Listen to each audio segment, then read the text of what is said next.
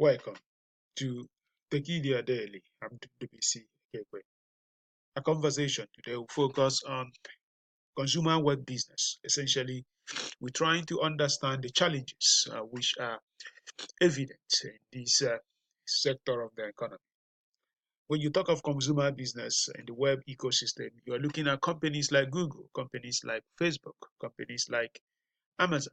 These are entities that are really focusing on consumers. We are not talking about enterprise focused companies. These are companies that basically sell to other companies. In Nigeria, you can also look at enterprise business as entities, maybe like Konga, maybe like Jumia. These are entities that are selling mainly to the end consumers. Of course, there are different variants, there are different subsectors of this sector, this industry, but we are just going to lump them together.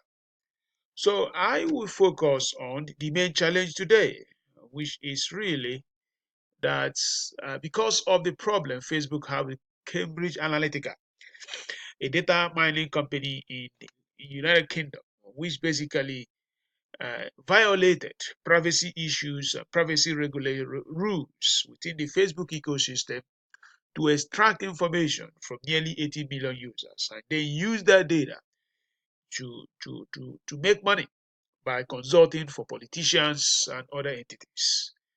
A lot of people have basically expressed their displeasure over the whole thing. How did Facebook even make that impossible? Why was it even possible for that company to have even done that? Of course, in a time when people are sharing everything online, the challenge is we just have to understand many things. That one company is going to violate the privacy rules of entities, and then suddenly everyone will be really very, very unhappy. But the challenge is this, that regulating these companies will not be easy because of the structure of web businesses.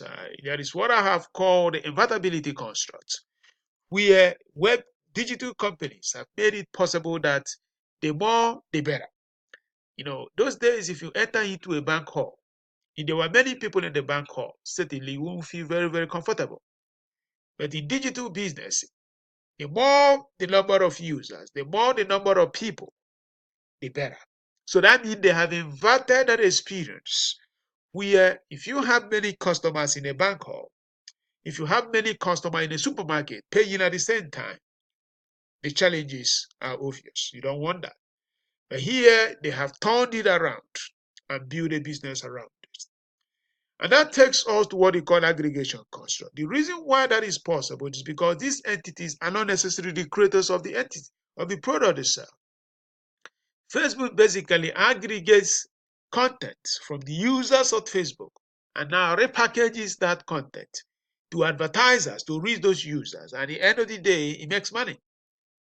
And when you have a structure like that, it means that you don't spend a lot of money in the acquisition of many customers or many users. And that means your marginal cost goes very low. And when your marginal cost goes very low, it means that your scalable advantage is high. When your scalable advantage is high, you have a massive, huge growth. And that is what they have summarized as network effects. A positive continuum where the better you get, the bigger you become. And because you have become bigger, more data will flow into your ecosystem. And when more data flows into your ecosystem, your algorithms become better. And because your algorithms become better, people find more value in the service you deliver. And because people find more value in the service you deliver, more people join.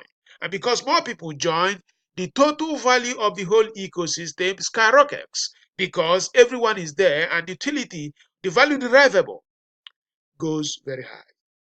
And when you have that kind of feeling, that kind of experience, and that kind of nexus, nothing stops it.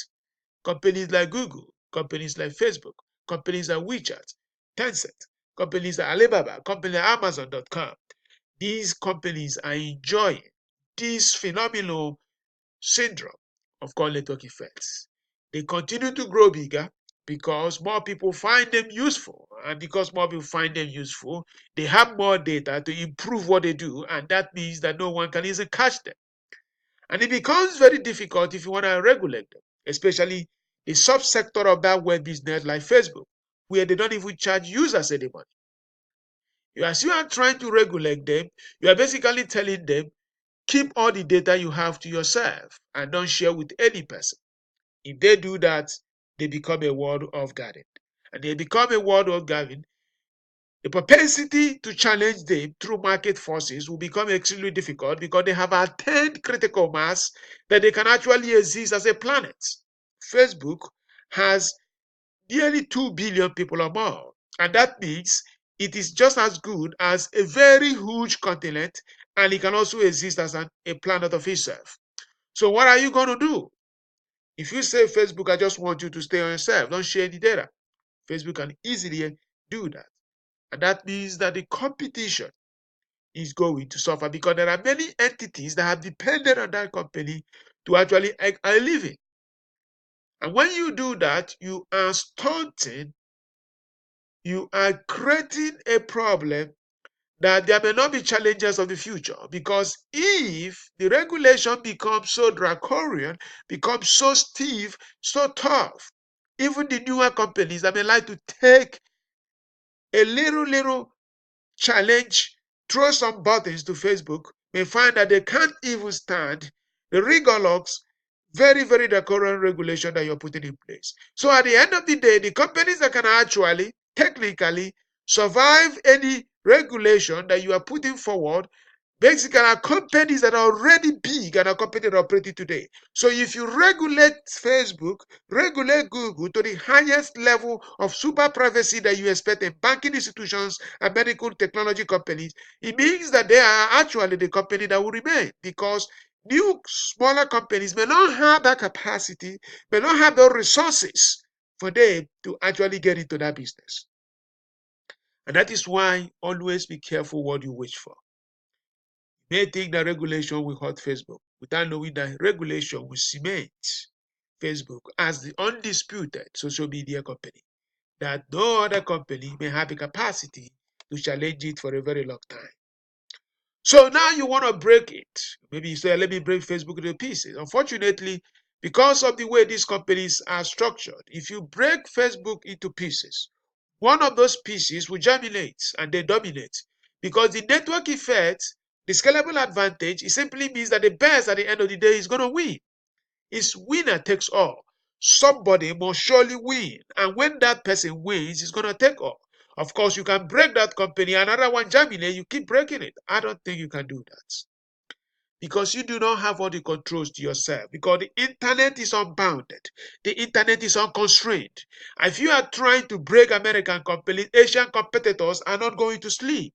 They are going to be watching what you do, that if you break Facebook apart, they can actually bring one company that does what Facebook does today and immediately occupy that position that Facebook is going to leave.